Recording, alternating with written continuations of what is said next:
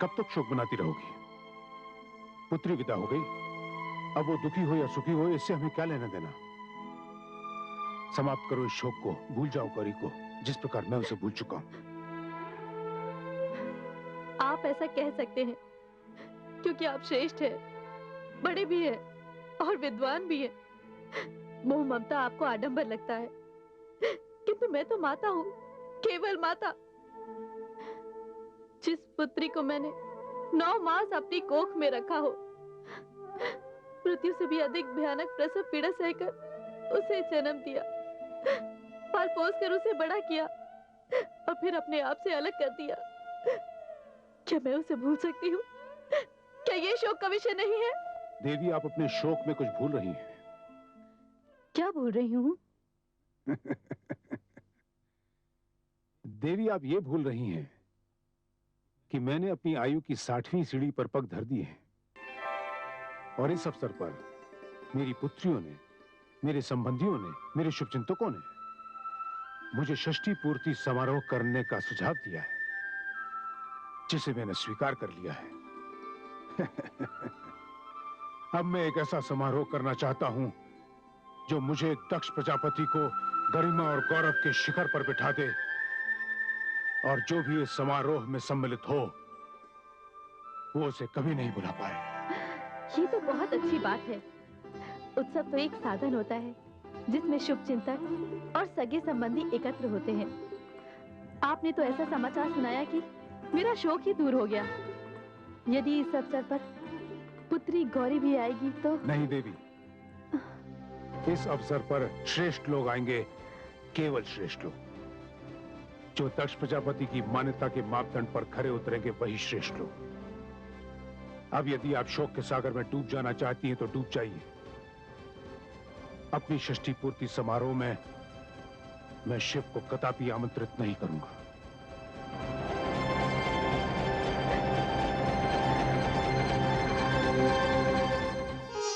देवी, एक बात पूछूं? कहिए देवाधिदेव महादेव। देवी, पति पत्नी का संबंध बड़ा पावन होता है, मधुर होता है, किंतु इसे मधुरता देने के लिए किसी एक पक्ष को तो कष्ट उठाना ही पड़ता है। आप किस पक्ष की बात कर रहे हैं महादेव? देवी, मैं आपके माता पिता की बात कर रहा हूं। माता जो जननी होती है, पिता जो पालक होता है, ये दोनों मिलकर बड़े स्नेह से, बड़े प्रेम से अपनी संतान का लालन पालन करते हैं, उसे बड़ा करते हैं। और यदि वो संतान कन्या हो तो उसे सदा के लिए किसी और के हाथों में सौंप देते हैं। क्या ऐसे स्नेही माता पिता की ओर आपका ध्यान नहीं जाता? हे स्वामी, पिता जन्मदाता होता है, ये उसका संतान पर ऋण होता है। माता प्रसव पीड़ा झेलकर संतान को जन्म देती है, ये माता का उपकार होता है। किंतु जब उन्होंने आपके हाथों मेरा कन्यादान कर दिया, मेरे भाग्य को आपके साथ जोड़ दिया, तो मेरी दृष्टि में आपकी सेवा, आपके सुख के अतिरिक्त और कुछ श्रेष्ठ नहीं रह जाता।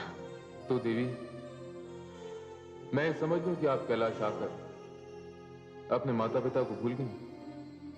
नहीं स्वामी, मैं कुछ भी नहीं भूली हूं, किंतु यहां आकर आपने जो सुख दिया है मुझे, जो सम्मान मुझे मिला है, जो संसार आपने दिया है, वो मेरी दृष्टि में सबसे श्रेष्ठ है, सबसे ऊंचा है।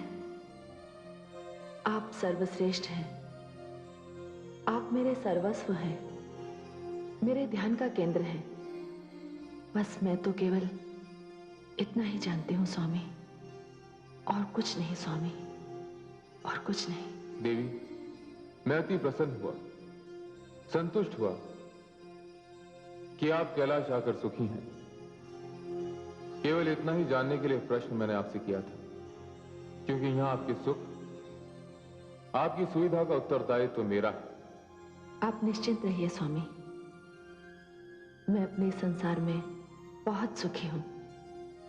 मुझे अपने संसार में भ्रमण करने दीजिए स्वामी।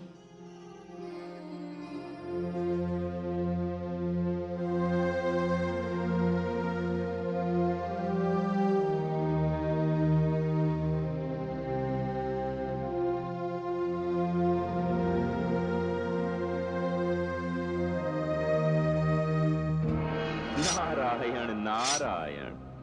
अरे आप? हाँ भ्राताश्री, मैं। किंतु आप यहाँ कैसे? भ्राताश्री, कदाचित आप भूल रहे हैं कि आपने मेरे यहाँ ना आने का आदेश लौटा लिया है। वो तो उस समय मेरी विवशता थी। विवशता? हाँ, विवशता। तो आपने हृदय से नहीं बल्कि विवश होकर मुझे अपने भवन में बुलवाया था। यह उचित नहीं है भ्राताश्री। क्यों उचित नहीं है? यही तो नीति है। कभी कभी समस्या खड़ी होने पर अपने से बहुत छोटों को भी मुंह लगाना पड़ता है। फिर तो भ्राता दक्ष, आप अपनी नीति का पालन करते रहिए। क्या पता आपको मुझे फिर मुंह लगाना पड़े।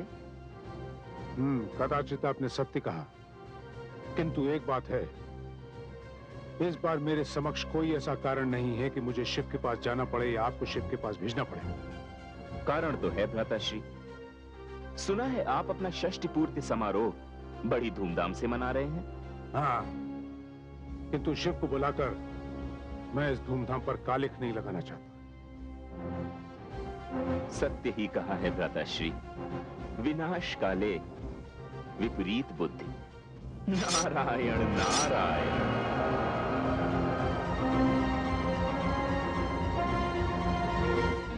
हे प्रभु, पर्वतराज हिमाचल अपनी पत्नी देवी मैना के साथ आपके दर्शन के लिए पधारे हैं। उन्हें आदर के साथ अतिथि कक्ष में ले आइए, हम उनसे वहीं भेंट करेंगे। चलिए देवी।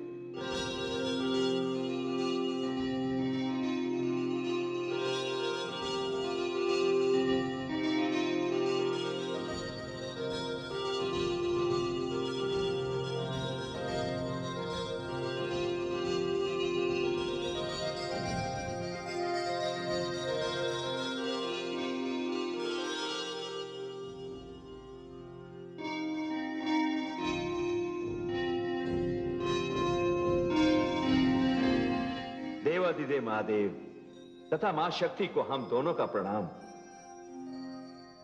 देवाधिदेव महादेव, उद्यान से कुछ फल लेकर आया हूं, इन्हें स्वीकार कर हमें कृतार्थ करें।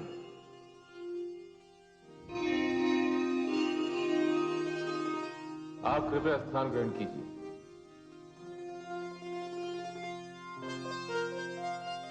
देवी सती, ये हिमाचल राज है, हम इन्हीं की सीमा में तो निवास करते हैं। ये आपने क्या कह दिया प्रभु? आप तो राजाओं के राजा, सम्राटों के सम्राट, देवों के देव, देवाधिदेव महादेव हैं। आप ही की कृपा और आप ही के चरणों के प्रताप से हिमाचल में सर्वत्र समृद्धि और शांति है। भगवान, हम तो देवी शक्ति के आगमन पर उनके दर्शन करने और आपको इस शुभ अवसर पर बधाई देने चले आए, क्योंकि हम आपके विवाह में सम्मिलित नहीं हो पाए। देवाधिदेव हिमाचल राज, बहुत बहुत धन्यवाद। आप तो हमारे लिए अपने उद्यान से स्वादिष्ट फल ले आए, किंतु आपने हमारे विवाह की मिठाई तक नहीं चखी। कहिए, हम आपको क्या भेंट दें? प्रभु, सब कुछ तो आप ही का दिया हुआ है, अब और क्या चाहिए हमें? पर्वतराज, ये अवसर मत चूकिए, मुझसे नहीं तो देवी सती से कुछ मांग लीजिए। हे महादेव, यदि आप हमें यह अवसर दे ही रहे हैं तो मैं देवी सती से एक ही प्रार्थना करती हूं कि मेरी कोख से उनके जैसी सुंदर और दिव्य कन्या जन्म ले।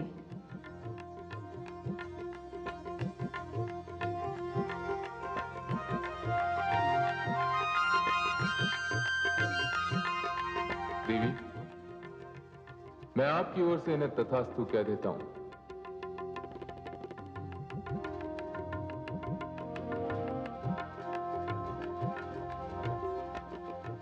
बस प्रभु बस, आज तो मैं धन्य हो गया।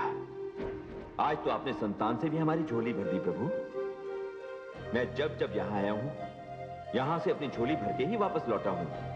महादेव शिव की जय। महादेवी शक्ति की जय। प्रभु, अब हमें जाने की आज्ञा दे।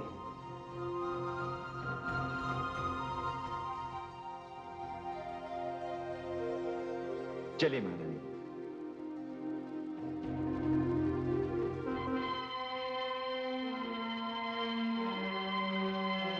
स्वामी, ये आपने उन्हें मेरी ओर से कैसा वरदान दे दिया? कैसा वरदान? आपने उन्हें मेरी जैसी कन्या का वरदान दे दिया। अब मेरी जैसी कन्या उन्हें कहां से मिलेगी? आप जैसी कन्या यदि नहीं मिलेगी तो आप तो... हे शिव शक्ति, यदि आप प्रजापति दक्ष के घर में जन्म ले सकती हैं, तो हिमाचल राज के घर में क्यों नहीं जन्म ले सकती? अब तो मैंने आपकी ओर से तथास्तु कह दिया है। तो फिर स्वामी, जैसी देवी परमेश्वरी की इच्छा।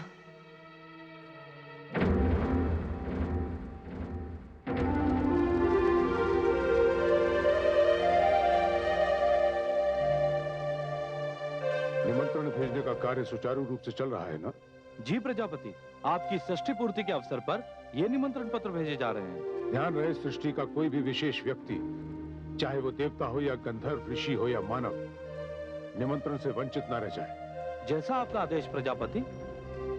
किंतु एक बात का विशेष ध्यान रहे, षष्ठी पूर्ति का ये निमंत्रण भूल से भी कैलाश नहीं भेजा जाएगा। क्या? हाँ, यही निर्णय किया है मैंने, और मेरा ये अंतिम निर्णय है। आप अपना निर्णय बदल दीजिए स्वामी। बेटी आप? हाँ स्वामी, गौरी आपकी सबसे प्रिय और लाडली पुत्री है। यदि आपने इस समारोह में भगवान शिव को नहीं बुलाया तो गौरी भी नहीं आएगी। मैं भी यही चाहता हूँ स्वामी। हाँ देवी, मेरे जीवन भर के स्नेह, प्रेम और लाड़ प्यार का क्या मूल्य चुकाया उसने? मेरी सारी आकांक्षाओं के विपरीत मेरे सम्मान और स्वाभिमान को अपने पैरों तले कुचलकर वो उस कपटी कंगाल शिव का हाथ पकड़कर चली गई। अरे विदाई के समय मैंने उसका मुख तक नहीं देखा। सारी मोहमाया को विष का घूंट समझकर मैं पी गया। अपने हृदय पर पाषाण रख लिया। अपने स्नेह और प्रेम की स्वयं मैंने हत्या कर दी। मैं तो ये भी भूल गया कि गौरी नाम की मेरी कोई पुत्री भी थी। आप उसे भूल तो सकते हैं, किंतु इस सत्य को नहीं झुठला सकते कि गौरी आपकी पुत्री है। देवी, सत्य चाहे कुछ भी हो, मैं उसे भुला चुका हूं।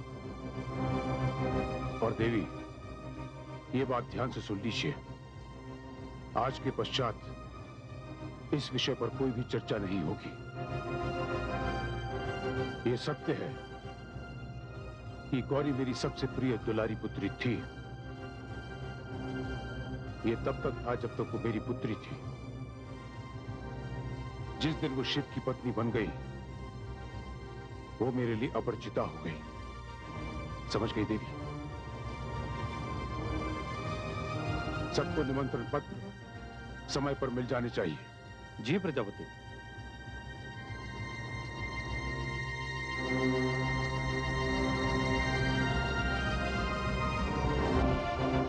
अब आपको कैसे समझाऊं कि दिन में आंखें बंद कर लेने से रात्रि नहीं हो जाती। आप माने या ना माने, पुत्री तो पुत्री ही रहेगी।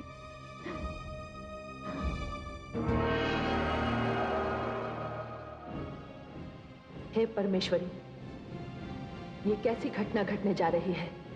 क्या प्रजापति दक्ष क्रोध और अहंकार में अंधा होकर संबंध और नातों की परिभाषा भी भूल गया? हे मां शक्ति, ये दक्ष किस प्रकार का पिता है जो अपनी पुत्री से केवल इसलिए घृणा करता है क्योंकि वो भोलेनाथ की पत्नी है? हे देवी परमेश्वरी, ये कैसा विद्वान व्यक्ति है जिसके विचार इतने तुच्छ हैं? कभी कभी मेरी इच्छा होती है कि ऐसे अहंकारी, असभ्य व्यक्ति से मैं अपनी दिव्य विद्या और बुद्धि सब छीन लूं। हे महादेवियों, शांत हो जाओ। आप सब जानती हैं कि गौरी का जन्म किस उद्देश्य से हुआ है। गौरी संसार को यही तो बताना चाहती है कि नारी क्या है, संसार में उसका स्थान क्या है, उसका धर्म क्या है, उसका कर्तव्य क्या है। और अब वो समय आ रहा है कि जब संसार को ये ज्ञात हो जाएगा कि सृष्टि में संबंधों का मूल क्या है, भावनाओं का आदर क्या है, और एक पत्नी की दृष्टि में पति का सम्मान क्या है। और ये कार्य गौरी को इस प्रकार करना है कि इसके पश्चात संसार में संबंधों को चुनौती देने वाले देखते ही रह जाएंगे।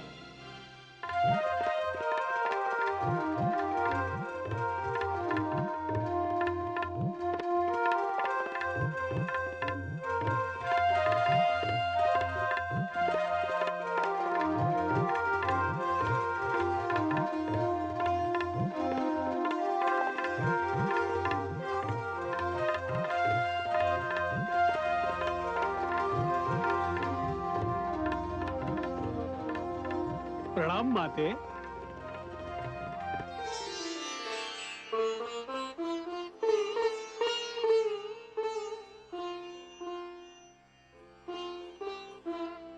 प्रणाम। मैं दधीच हूँ माते। बहुत दिनों के पश्चात मेरा कैलाश आना हुआ। देवादिदेव महादेव तो समाधि में लीन हैं, किंतु मेरी इच्छा तो आपके चरण स्पर्श करने की थी, जो आज पूर्ण हो गई। अरे अरे, ये आप क्या कर रहे हैं? आप मेरे चरण स्पर्श कर रहे हैं? आयु में, योग्यता में आप मुझसे श्रेष्ठ हैं। तो क्या हुआ माते, आप मेरे आराध्य देव शिव की शक्ति हैं। आप नारी हैं, नारी मात्र स्वरूपा होती है और सृष्टि को मुझ जैसे अनेकों पुत्र प्रदान करती है। इसीलिए वो सबसे श्रेष्ठ है, आदरणीय है, पूजनीय है, महान है। माते, मेरा प्रणाम स्वीकार करें। हे मुनिवर, जिस नाते से आपने मुझे प्रणाम किया है, उस नाते से मैं भी आपको हृदय से आशीष देती हूँ।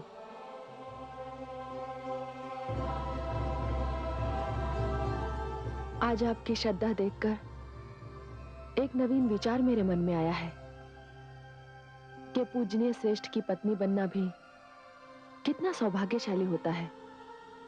देवाधिदेव महादेव वो तो महान है ही, उनकी पत्नी का स्थान पाकर मुझे भी कितना सम्मान मिल रहा है। कदाचित इसीलिए हर कन्या श्रेष्ठ वर की प्राप्ति के लिए प्रार्थना करती है। माते, देवादिदेव तो समाधि में है और आप परिस्थिति से अनजान हैं।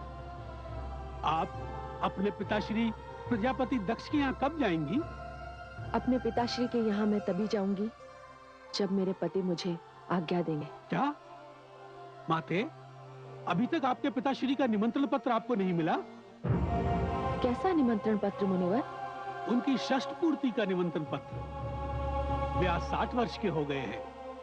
उन्होंने इस अवसर पर एक महायज्ञ का आयोजन किया है, जिसमें उन्होंने सृष्टि के सभी श्रेष्ठ देवों को आमंत्रित किया है। माते, आप तो उनकी पुत्री हैं और देवादिदेव उनके जामाता। मुनिवर दादी, मुझे तो अब तक ऐसा कोई निमंत्रण पत्र प्राप्त नहीं हुआ। वैसे ये मेरे लिए हर्ष की बात है कि पिताश्री 60 वर्ष के हो गए। वे स्वस्थ हैं, सकुशल हैं और इस अवसर पर एक महायज्ञ का आयोजन कर रहे हैं। कदाचित उनका निमंत्रण पत्र आता ही होगा। वैसे कैलाश तक किसी का पहुंचना कोई सरल कार्य तो है नहीं। मैं वहीं जा रहा हूं माते, मुझे आज्ञा दीजिए। मैं देवादिदेव महादेव की समाधि तो भंग नहीं कर सकता, किंतु जब वो समाधि से बाहर आए तो मेरा सादा चरण स्पर्श उनसे अवश्य कहिएगा। मैं चलता हूं माते।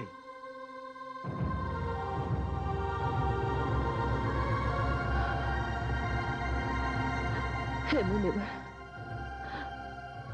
अब मैं आपसे किस मुख से कहूं कि जो सूचना मुझे आपसे प्राप्त हुई है उसका निमंत्रण मेरे पिताश्री यहाँ कभी नहीं भेजेंगे। कभी नहीं भेजेंगे।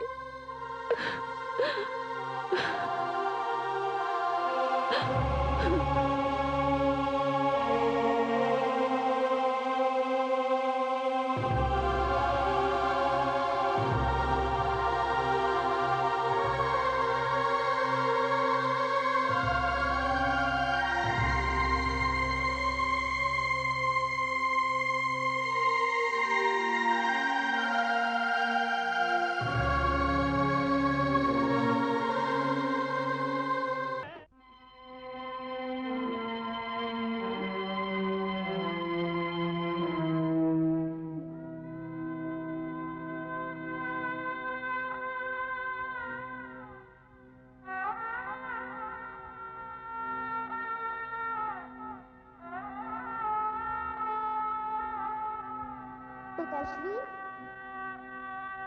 पिताश्री, पिताश्री, पिताश्री।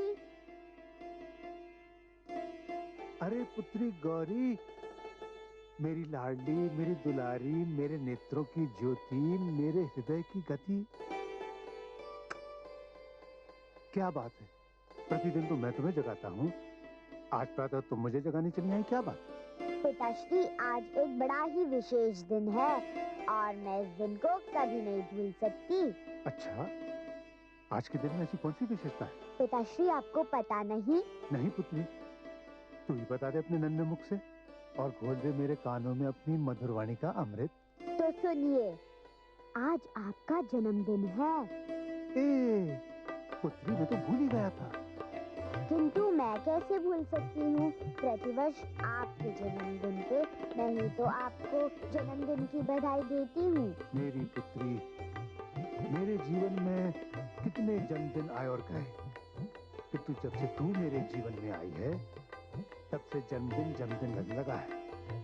एक बात बता पुत्री, इतनी छोटी सी आयु में ये सारी बातें कैसे स्मरण रहती हैं?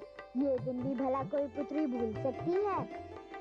मैं तो जीवन भर आपको इस दिन सबसे पहले बधाई देती रहूंगी।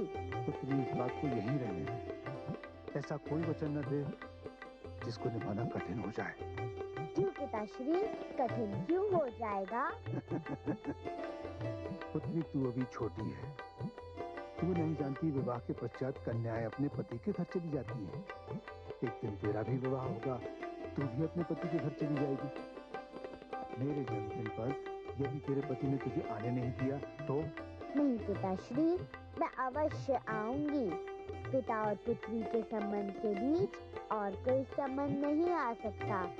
मैं विवाह के पश्चात भी आऊंगी, मैं अवश्य आऊंगी, किंतु तब आपको मुझे निमंत्रण देकर बुलाना पड़ेगा।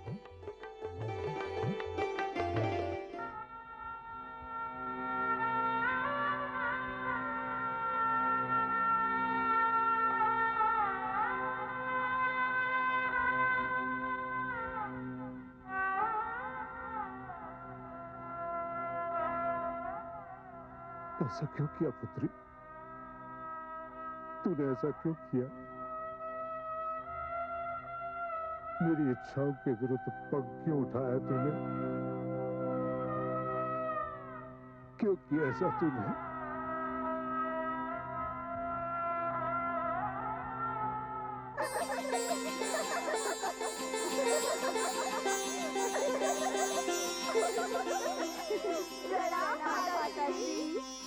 आओ मेरी पुत्रियों, तुम सबको देखकर मुझे बड़ी प्रसन्नता हुई।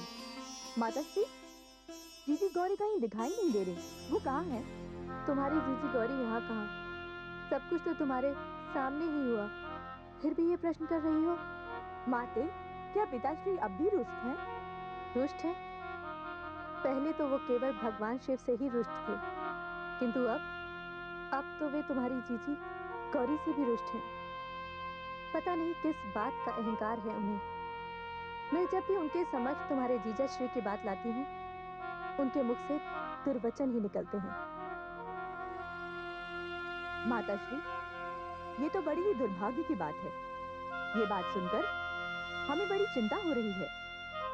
आप किसी भी प्रकार पिताश्री को समझाइए, उनसे कहिए अपने अहंकार में अपनी मर्यादा ना भूलें, क्योंकि भगवान शिव का क्रोध बड़ा प्रलयंकर है।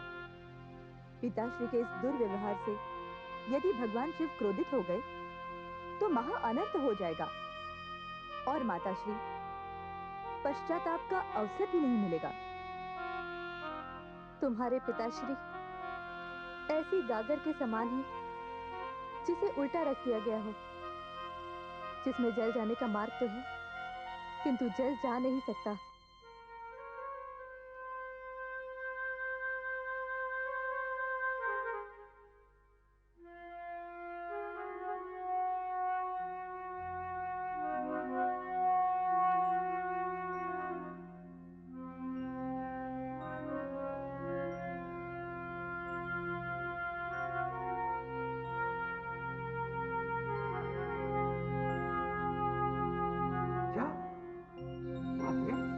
अभी तक आपके पिताश्री का निमंत्रण पत्र आपको नहीं मिला? निमंत्रण पत्र?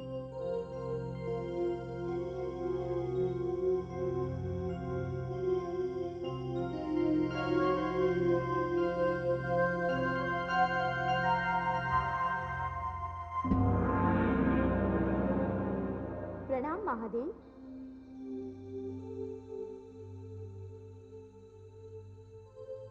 आओ विशाखा, कहो कोई कष्ट है? हाँ प्रभु, कष्ट का ही समाचार लेकर आपके पास आई हूँ। कष्ट का समाचार? हाँ प्रभु, न जाने क्यों प्रातःकाल से स्वामी देवी सती बहुत व्याकुल हैं तथा अस्वस्थ भी लग रही हैं और उन्होंने भोजन भी नहीं किया। अच्छा, मेरे लिए क्या आदेश है प्रभु? तुम चलो, मैं स्वयं आकर देखता हूँ। जो आज्ञा है।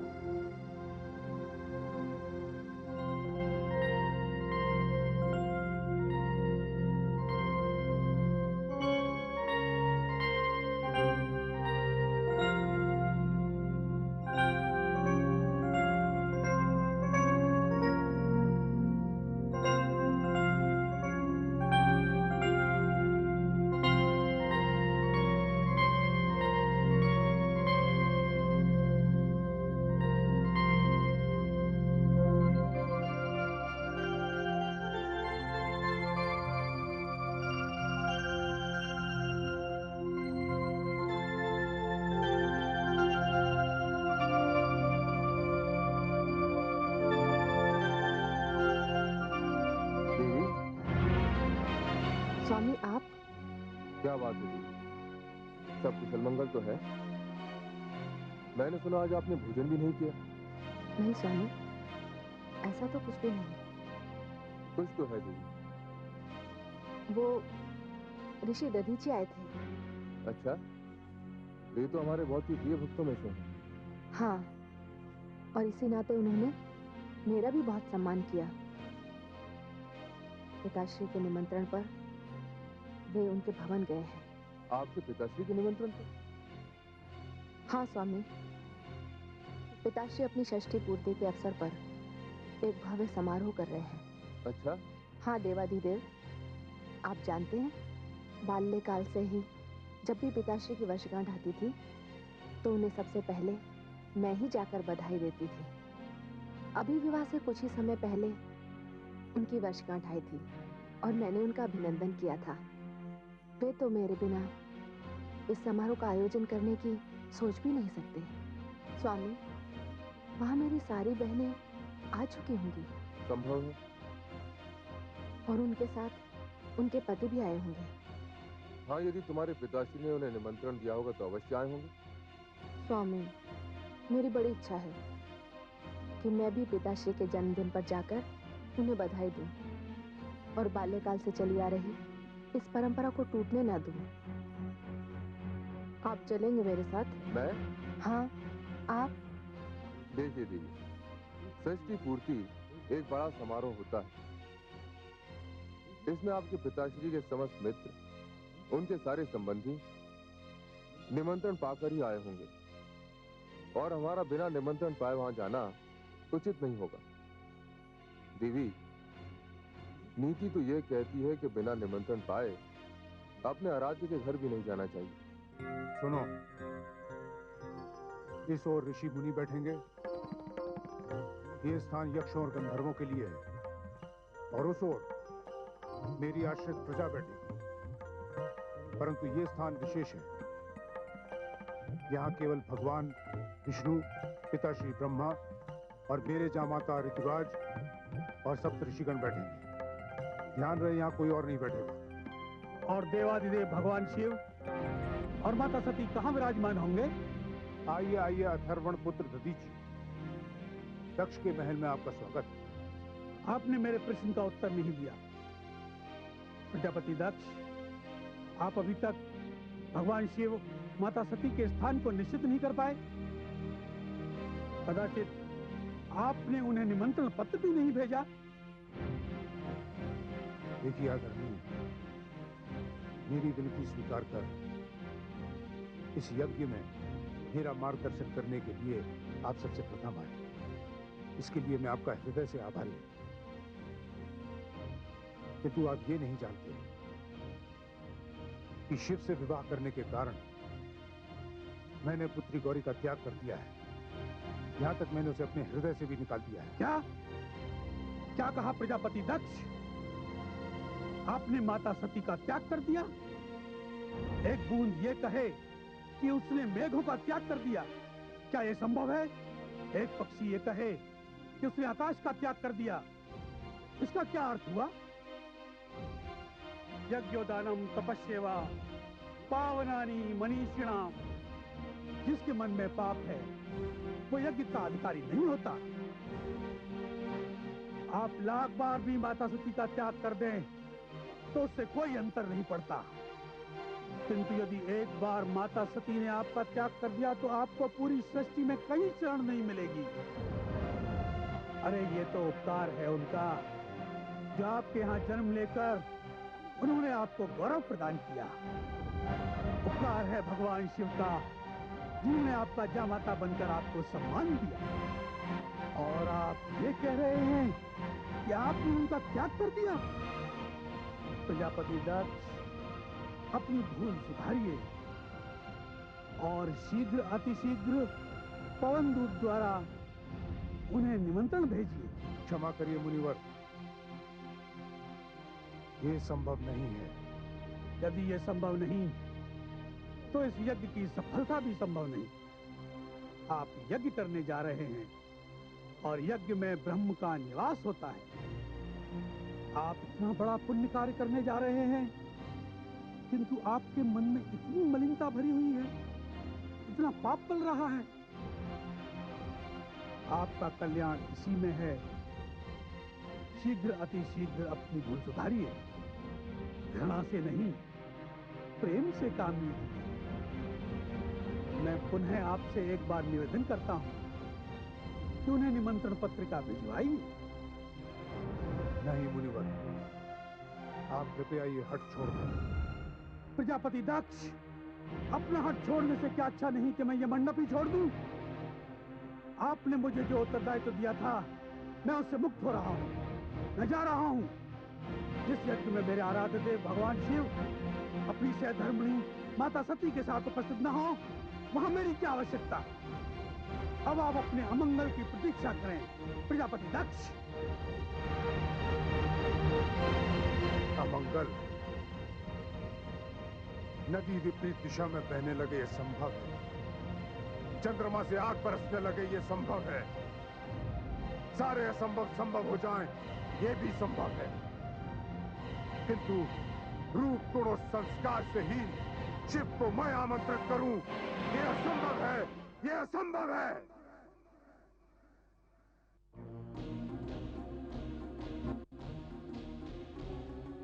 क्या बात है महादेवी, कुशल तो है? कुशल?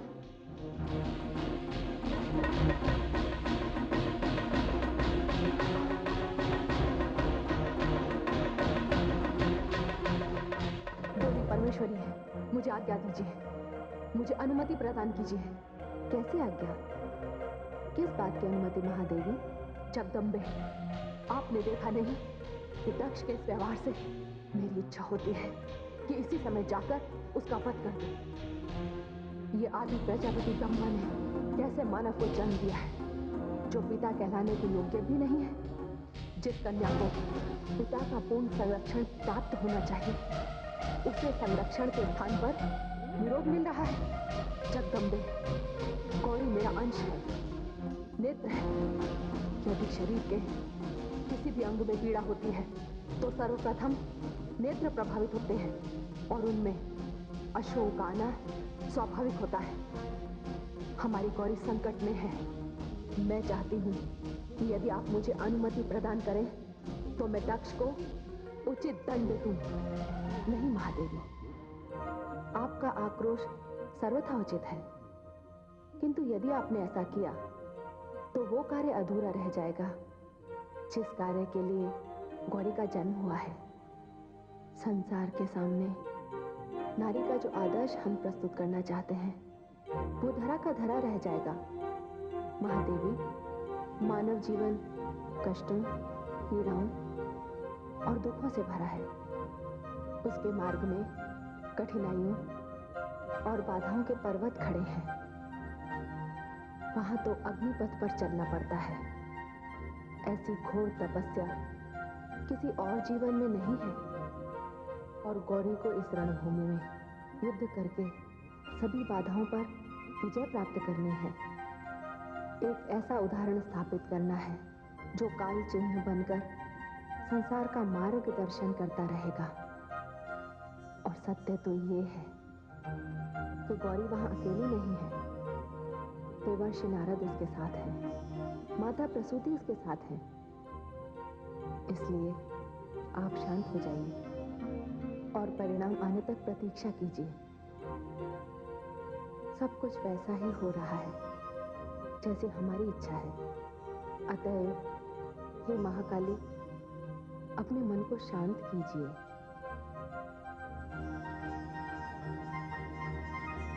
जैसी देवी परमेश्वरी की आज्ञा। देवी, आपकी बात ना मानकर मुझे दुख तो हो रहा है, किंतु ये बात आप भी जानती हैं और मैं भी, कि आपके पिताश्री के मन में मेरे प्रति कितनी घृणा है, कितना बैर है, कितना अहंकार है। और मेरा निमंत्रण वहां जाकर हमारा जो अपमान होगा, मैं आपको उस भीषण परिस्थिति से बचाना चाहता हूँ। देवादिदेव, तो मेरे पिता हैं और आप उनके जामाता। इस नाते वे आपसे बड़े भी हैं और श्रेष्ठ भी। हाँ देवी, वे मुझसे सदैव श्रेष्ठ रहेंगे। मुझे आपके कथन पर वहां जाने में तनिक भी आपत्ति नहीं होगी। यदि उन्होंने किसी को भी नहीं निमंत्रण भेजा होता तो। यदि आप क्षमा करें तो मैं आपसे कुछ निवेदन करूं स्वामी? प्रभु देवी।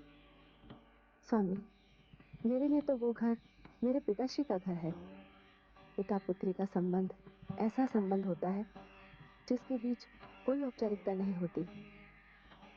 यदि आप अनुमति दें तो मैं अकेली चली जाऊं? क्या? वहां जाकर मैं आपके लिए भी निमंत्रण पत्रिका भिजवाऊंगी। आपने सत्य कहा देवी, पिता पुत्री के बीच कोई औपचारिकता नहीं होती, किंतु ये औपचारिकता उस दिन आरंभ हो जाती है जिस दिन पिता अपनी पुत्री का कन्यादान अपने जामाता को कर देता है।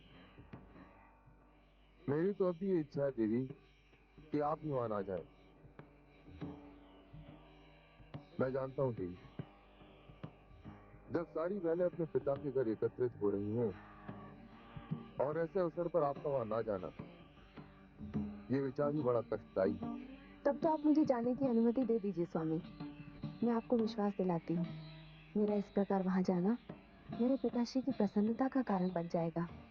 वे सब कुछ भूलकर इस संबंध का मान रखेंगे तथा उनके मन का सारा मैल धुल जाएगा।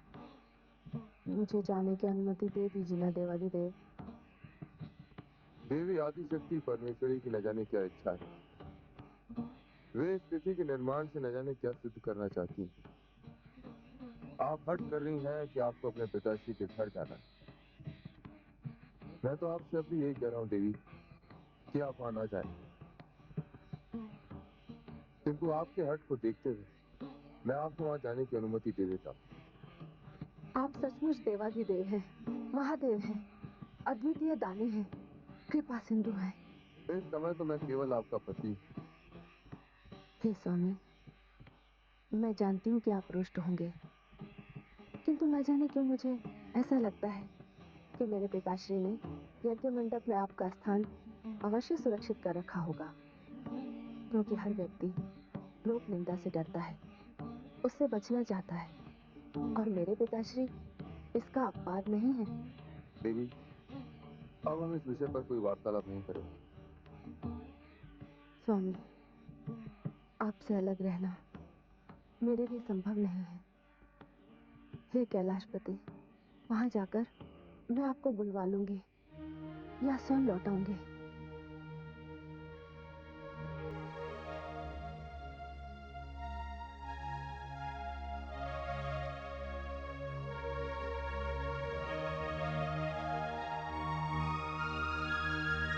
जैसा भगवती परमेश्वरी का मन,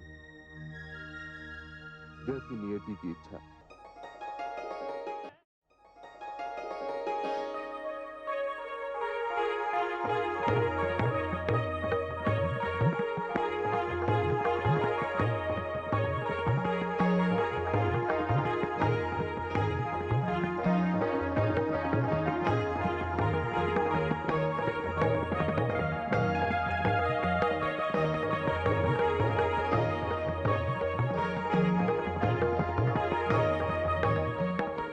आयुष्मान भव। हवन के शुभ मुहूर्त की घड़ी आ गई है।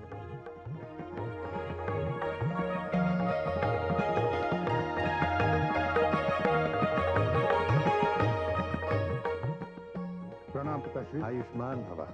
आइए।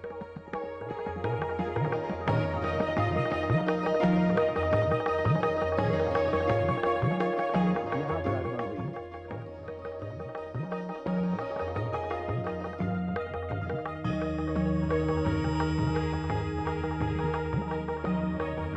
आइए लक्ष्मीपति, आइए।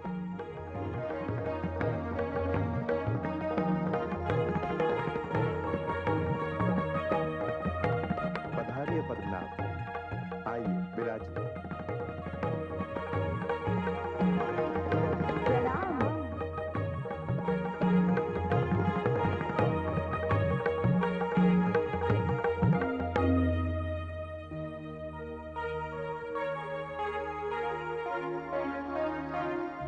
मेरा निमंत्रण स्वीकार करके आप सब यहाँ पधारे,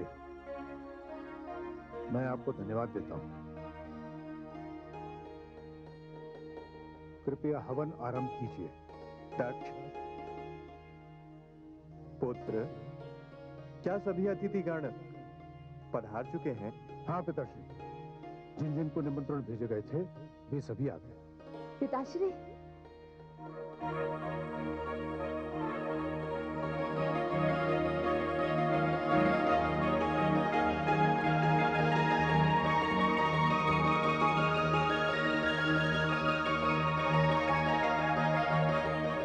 प्रणाम दादाश्री।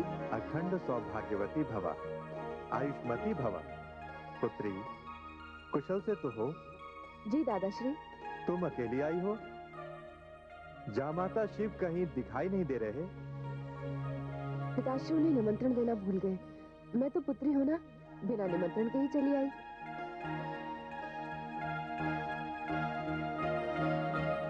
क्या? प्रणाम।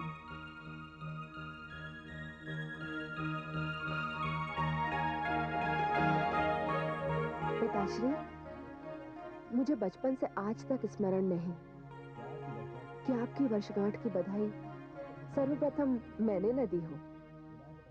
विवाह के पश्चात यह अवसर फिर आया और मैं उस परंपरा का निर्वाह करने यहाँ आ गई। आपको षष्ठी पूर्ति की बधाई हो पिताश्री। पिताश्री, मैं ये मानती हूँ कि आप अपने जामाता, मेरे पति देवाधिदेव महादेव भगवान शिव को निमंत्रण पत्रिका भेजना भूल गए। ये सत्य है ना पिताश्री? यज्ञ स्थल पर इस सभा मंडप के बीच यदि मैं तुम्हारे इस प्रश्न का उत्तर दूं, तो तुम्हारे हृदय को पीड़ा पहुंचेगी। और कोई भी पिता अपनी पुत्री का हृदय नहीं दुखा सकता। चलिए, ना दीजिए मेरे प्रश्न का उत्तर, किंतु मुझे वो स्थान तो बता दीजिए जो आपने अपने जामाता और अपनी पुत्री के लिए निश्चित कर रखा है। स्थान? कैसा स्थान? स्थान तो उन लोगों को दिया जाता है जो स्थान के योग्य होते हैं। पिताश्री, आपने उन्हें अपनी कन्या दी है। यदि आप उन्हें अपनी कन्या ना भी देते तब भी उनका स्थान सदैव ही ऊंचा होता, ऊंचा है और ऊंचा रहेगा। और मेरे इस तर्क का विरोध इस सभा में उपस्थित न तो मेरे पितामह आदि प्रजापति श्री ब्रह्मा जी कर सकते हैं और न ही सृष्टि के पालनकर्ता त्रिलोकीनाथ श्री भगवान विष्णु। ये समारोह मेरा है। इस यज्ञ का आयोजन मैंने किया है। ये मुझ पर निर्भर करता है मैं यहाँ किसे बुलाऊं और किसे ना बुलाऊं। चारों ओर अपनी दृष्टि घुमाकर देख लो। तुम्हें यहाँ केवल देवी देवता ऋषि मुनि यक्ष और गंधर्व दिखाई देंगे। सत्य है? पिताश्री, आपने ये कहा कि ये यज्ञ आपका है। ये आपकी इच्छा के ऊपर निर्भर करता है कि आप किसे बुलाएं और किसे ना बुलाएं। किंतु आप भूल गए पिताश्री कि आपने देवाधिदेव भगवान श्री शिव के हाथों कन्यादान किया है और कन्यादान करते समय आपने जीवन भर इस संबंध की मर्यादा का पालन करने का वचन दिया है और वचन दिया भी है। आप इसे अस्वीकार नहीं कर सकते पिताश्री। रहे संसार की श्रेष्ठ व्यक्ति, तो मैं इन सबसे एक स्वर में पूछती हूँ कि मेरे देवाधिदेव भगवान शिव इन्हीं के समान श्रेष्ठ हैं या नहीं?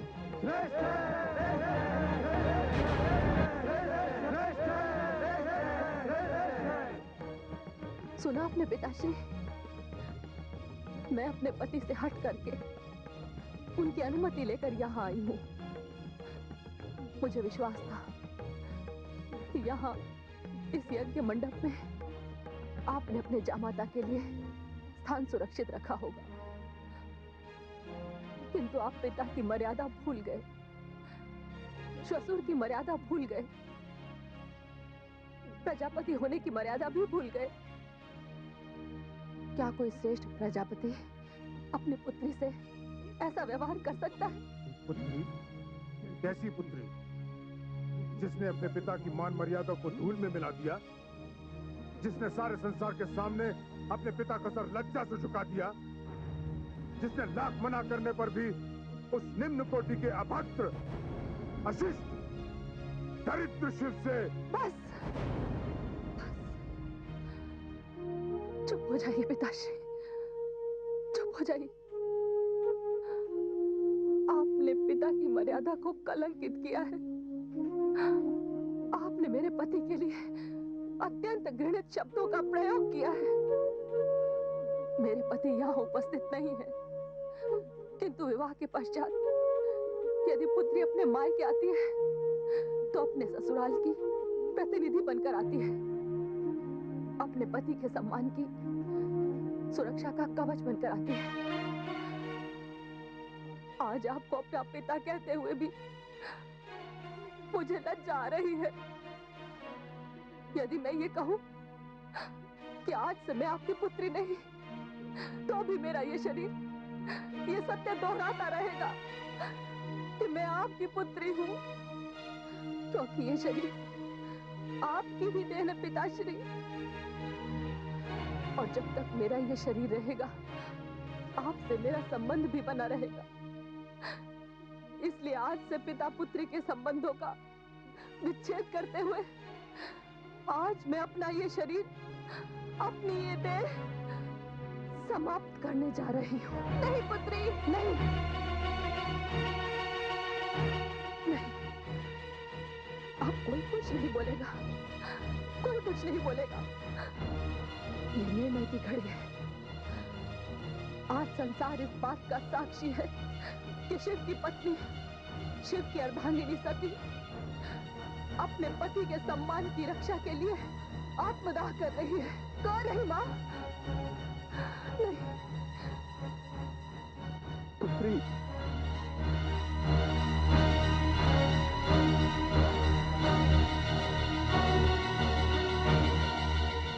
हे अग्नि, मुझे नहीं चाहिए वो देह जिसे दक्ष की पुत्री के रूप में जाना जाता है। भस्म कर दे इस देह को, जला दे इस शरीर को, समाप्त कर दे दक्ष से उसकी पुत्री सती का संबंध। आज सती अपने पति के सम्मान के लिए अपने प्राणों की आहुति देगी। इस यज्ञ मंडप में, इस हवन कुंड में पहली आहुति मेरी होगी।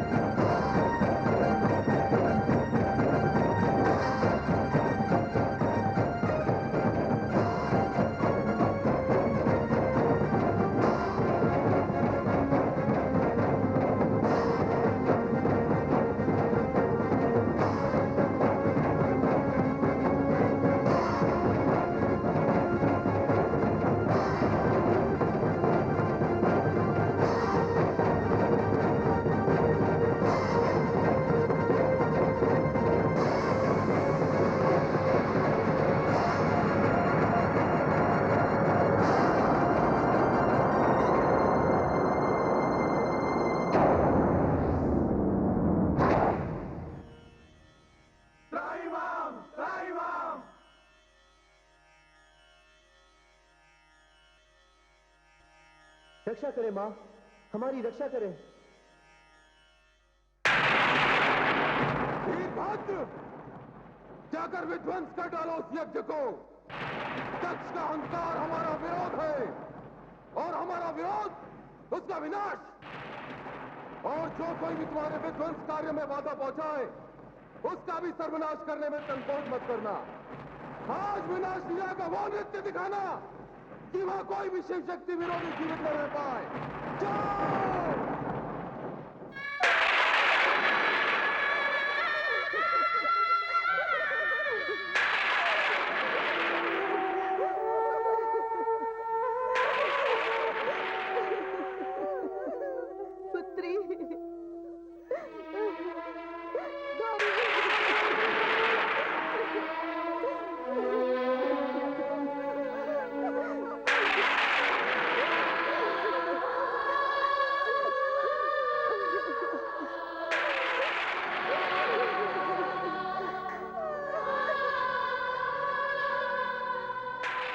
पूज्य पिताश्री, आज जो घटना यहाँ घटी है, जो अनर्थ यहाँ हुआ है, वो धर्म के विरुद्ध हुआ है, इसलिए मुझे क्षमा करें। मैं धर्मदेव आपकी पुत्री तथा अपनी पत्नी को लेकर तुरंत यहाँ से जा रहा हूँ। चलिए।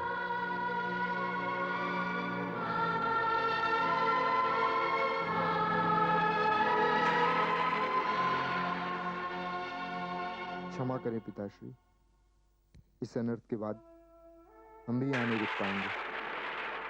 चलिए देवी।